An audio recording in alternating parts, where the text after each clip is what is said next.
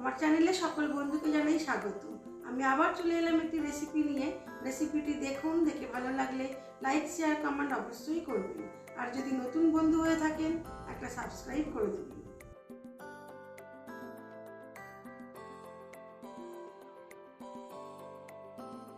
আজ আমি যে রেসিপিটি এনেছি এটি প্রত্যেক ফ্যামিলিতেই রেগুলারই কিছু না কিছু সবজির তরকারি হয়। তো ফ্রিজের মধ্যে বেশ অনেকগুলি সবজি ছিল, অনেক রকমের। সেই সব সবজিগুলোকে নিয়ে আজ আমি ভাবলাম একটা সুন্দর চচ্চড়ি করি এবং আপনাদের সাথে সেটা শেয়ার করি। তো প্রথমে সর্ষের তেলের মধ্যে দিয়ে দিলাম অল্প একটু জিরে ফোড়ন আর দিলাম অল্প একটু রসুন কুচি। তারপরে ওটা ভাজা হওয়ার পর দিয়ে দিলাম বেশ কিছুটা পরিমাণ পেঁয়াজ কুচি আর দিয়েছিলাম একটা লঙ্কাও ফোড়নে। যে কোনো চচ্চড়িতে ফোড়ন, পাঁচ ফোড়ন বা জিরে ফোড়নে একটা লঙ্কা ফোড়ন দিলে বেশ ভালোই খেতে লাগে। তো ফোড়নটা আমার ভাজা হয়ে গেছে, এবারে তুলে নিয়ে আমি চিংড়ি মাছ কটা ভেজে নেব।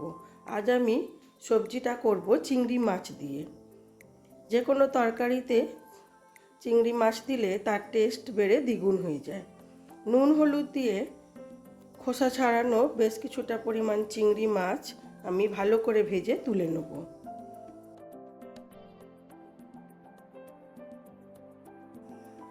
মা ঠাকুমাকে দেখতাম আমাদের বেশ বড়ই ফ্যামিলি ছিল, তার মধ্যে রেগুলারই কিছু না কিছু সবজির তরকারি হতো।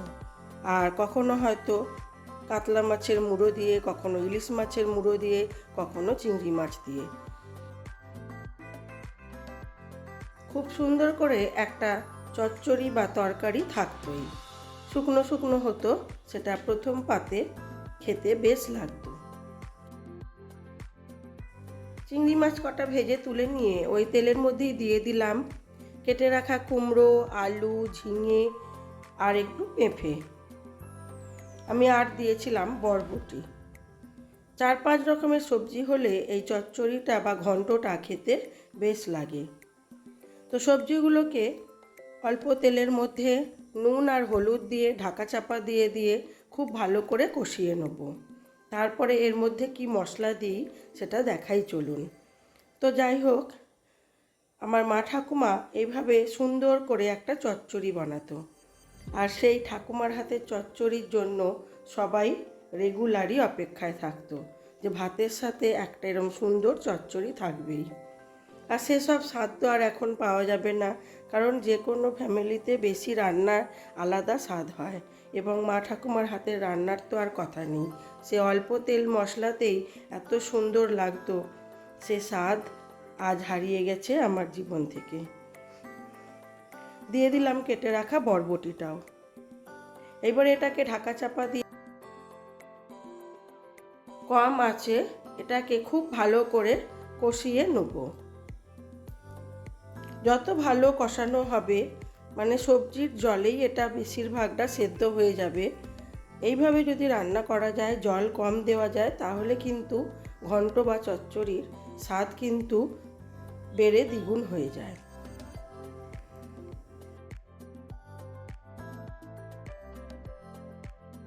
প্রত্যেকটা টাটকা সবজি থেকেই অল্প মাত্রায় জল বেরোয়। সেই জলের মধ্যে আর অল্প তেলের মধ্যে কম আঁচে যদি সবজিটাকে ভালো করে কষানো যায়, তাহলে কিন্তু তার স্বাদ দ্বিগুণ হয়। দিয়ে দিলাম আদা, জিরে ও কাঁচা লঙ্কা বাটা। এবারে এটাকে আবার ভালো করে কষিয়ে নিয়ে ঢাকা চাপা দিয়ে কষাতে থাকবো। দিলাম অল্প একটু লাল লঙ্কার গুঁড়ো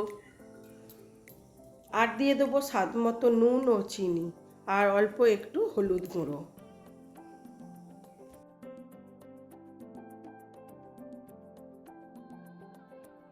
সবজিটাকে খুব ভালো করে কম আঁচে ধৈর্য নিয়ে সময় ধরে কষতে হবে।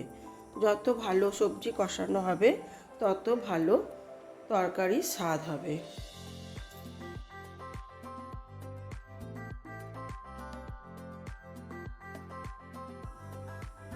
আমার ঠাকুমা তো বাঁধাকপি দিয়ে নিম পাতার সুন্দর একটা তরকারিও বানাতো। আমি কিন্তু কখনো সেই রেসিপি কারো কাছে দেখিওনি এবং নিজেও কখনো করে খাইনি, কিন্তু সেই ঠাকুমার হাতের নিম পাতা ও বাঁধাকপি দিয়ে তরকারি যেন আজও মুখে লেগে আছে। দিয়ে দিলাম পেঁয়াজ আর মশলা যে কষানো ছিল সেটা, আর দিলাম ভেজে রাখা চিংড়ি মাছটা। সব কিছু দিয়ে আবার ভালো করে এর তরকারির মধ্যে মিশিয়ে নিয়ে ঢাকা চাপা দিয়ে অল্প একটু জল দিয়ে এটাকে হতে দেব।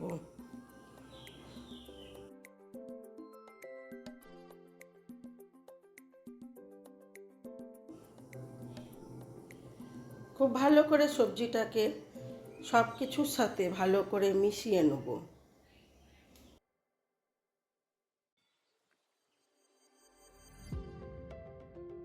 এবারে এটাকে ঢাকা চাপা দিয়ে হতে দেব বেশ কিছুক্ষণ।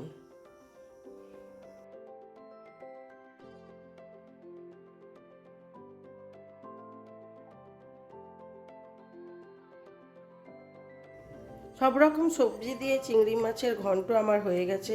এবারে আমি এটাকে সার্ভ করে দেবো। চলুন এবারে দেখাই আমার আজকের লাঞ্চ মেনুতে কি কি ছিল। এটাকে আমি প্রথমে সার্ভ করে দেবো। এটা খেতে কিন্তু দুর্দান্ত হয়েছিল। যদি না আপনারা করে থাকেন অবশ্যই একবার এইভাবে করে খেয়ে দেখবেন। চলুন আপনাদের সাথে এবারে শেয়ার করি আমার আজকের লাঞ্চ মেনুতে কি কি ছিল। ছিল সাদা ভাত, ছিল কাঁচা লঙ্কা, আর ছিল ছোলার ডালের বড়া ভাজা, আর ছিল পাতি লেবু, ছিল সব রকম সবজি দিয়ে চিংড়ি মাছ দিয়ে একটা ঘন্ট, আর ছিল বড়ার টক, আর ডাল পালং শাক দিয়ে মুসুরির ডাল। আজ এইটুকুই।